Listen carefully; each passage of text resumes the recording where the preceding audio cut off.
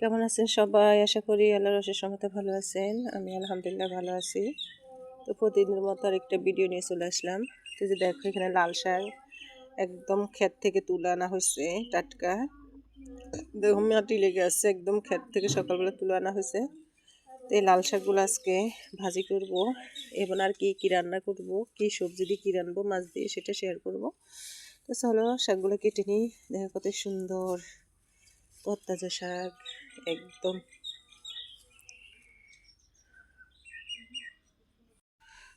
তো এই যে দেখো এখানে ফুলকপি, তারপরে শালগম, এগুলো কেটে নিব এখন রান্না করার জন্য মাছ দিয়ে।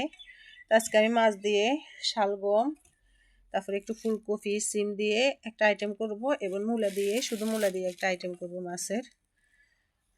দেখো তো আমি এখন কেটে নিব, শালগম কেটে নেব, তোমরা দেখতে থাকো।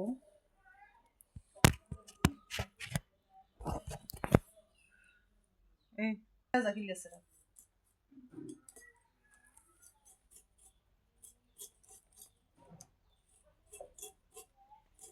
শালগমটা কেটে নিচ্ছি আগে।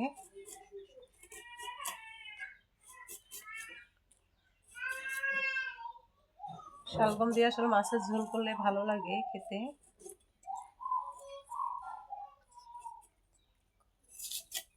দেখো কত সুন্দর শালগম,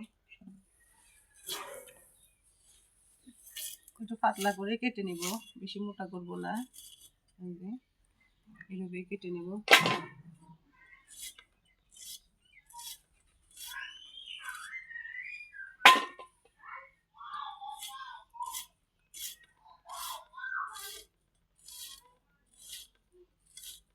শালগম যে কোনো মাছ দিয়ে রান্না করলে খেতে ভালো লাগে। এখন একটু ফুলকপি দেব এখান থেকে। এই যে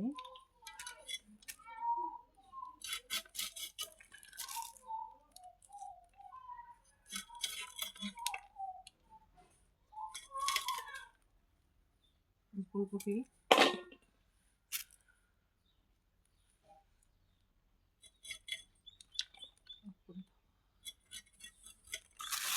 দেখো এখন কয়েকটা সিম দেব, সিমগুলো কেটে নিচ্ছি। খুব সুন্দর সিমগুলো, ওগুলো দেশি সিম।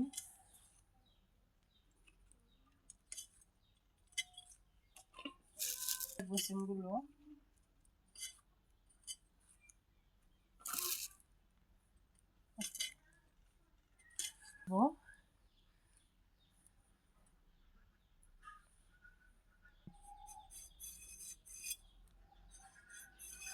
দেখো মূলাটা ছিলে নিচ্ছি।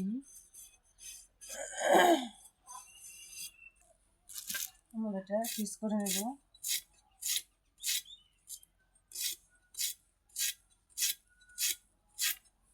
এভাবে কেটে নিচ্ছি, পাতলা পাতলা করে নিচ্ছি। মাছ দিয়ে পাতলা করে মূলা রান্না করলে অনেক ভালো লাগে।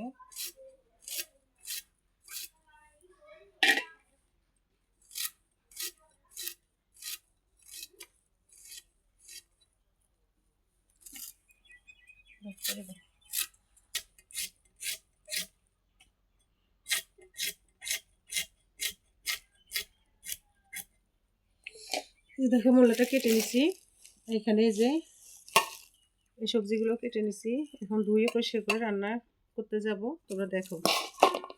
এই যে চলে আসলাম রান্নাঘরে।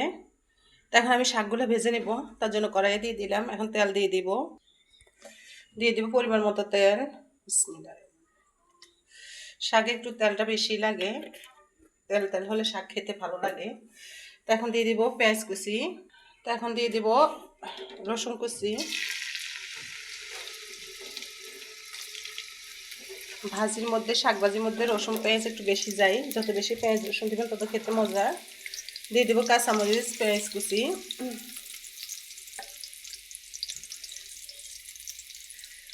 দিয়ে এখন আমি ভালো করে নেড়ে নেব।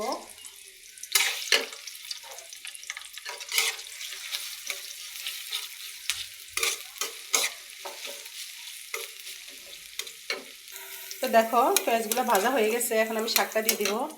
এই যে শাক কি সুন্দর দেখে, একদম পারফেক্ট লাল শাক এগুলা। কালারটা দেখেন কি সুন্দর লাল, একদম টকটকে। তো এখন আমি শাকগুলা দিয়ে দেবো। বিসমিল্লাহ।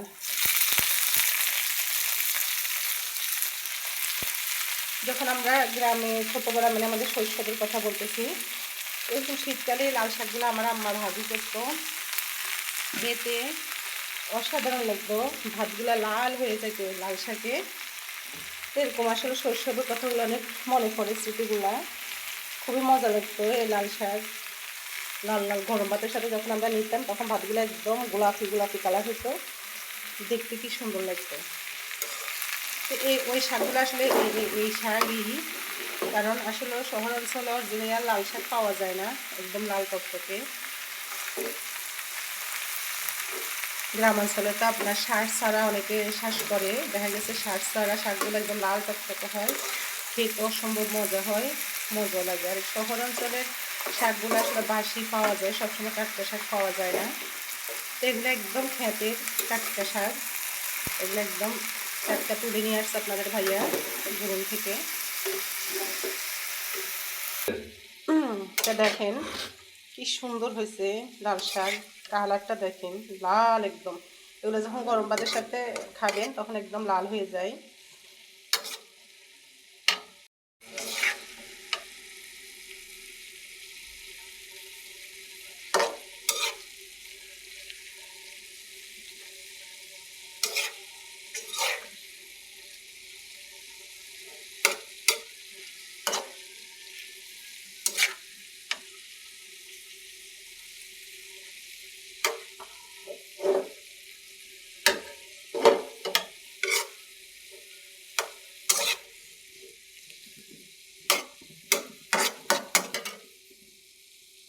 যে এই মাছ দিয়ে আজকে মূলাগুলো রান্না করব আমি।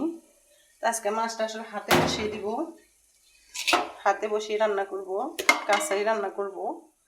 এখানে এই যে দেখো, এখানে আছে পেঁয়াজ কুচি, কাঁচামরিচ ফালি দিয়ে দিলাম। আজকে হাতে কষাই তরকারিটা, হাতে মাখাই কষিয়ে তারপর তরকারিটা রান্না করবো।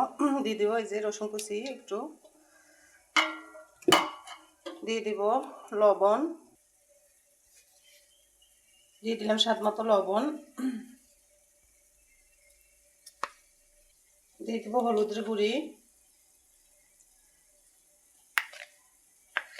পরিমাণ মতো হলুদের গুঁড়ি দিয়ে দিলাম, দিয়ে দিলাম লাল মরিচের গুঁড়ি।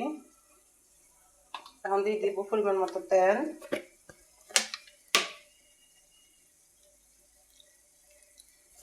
এখন ভালো করে মাখিয়ে নেব। মাছটাকে ভালোভাবে মাখিয়ে নেব।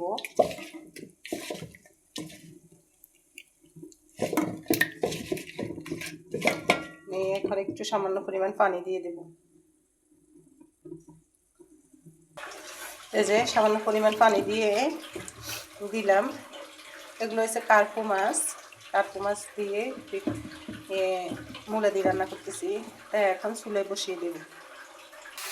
তো যে দেখো আপনারা শাকগুলো হয়ে গেছে, এখন আমি নামিয়ে নিব। এই যে তেল ছেড়ে দিচ্ছে, দেখেন কি সুন্দর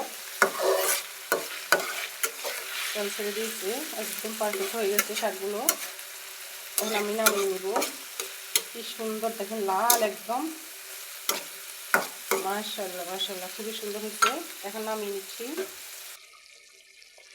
তাকে যে দেখা পুরা মাছগুলো কষানো হয়ে গেছে, এখন আমি মূলাগুলো দিয়ে দেব। এই যে মূলাটা দিয়ে দেবো এখন। বিসমিল্লাহ। এক সাইড করে দেবো যাতে মাছগুলো না ভেঙে যায়। মূলাটা একদম অল্প, বেশি না, একটা মূলা দিলাম। এই যে এটা ভালো করে একটু নেড়ে চেড়ে দেবো, মশলার সাথে মিশিয়ে নেব মূলাগুলোকে।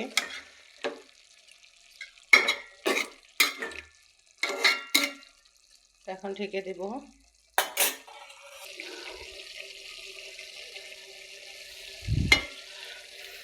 তো দেখেন এই যে কষানো হয়ে গেছে, এখন একটু জলের পানি দিয়ে দিব।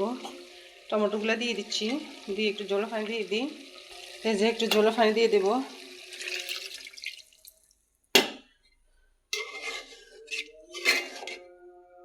তরকারিটা হয়ে দেখো পুরা তরকারিটা হয়ে গেছে। এখন আমি ধনিয়া পাতা দিয়ে দিব, এই যে একটু ছিঁড়ে দিব ধনিয়া পাতাটা, দিয়ে নামিয়ে নেব। এই যে দেখো কি সুন্দর তরকারিটা হয়ে গেছে, মাছ দিয়ে মূলা।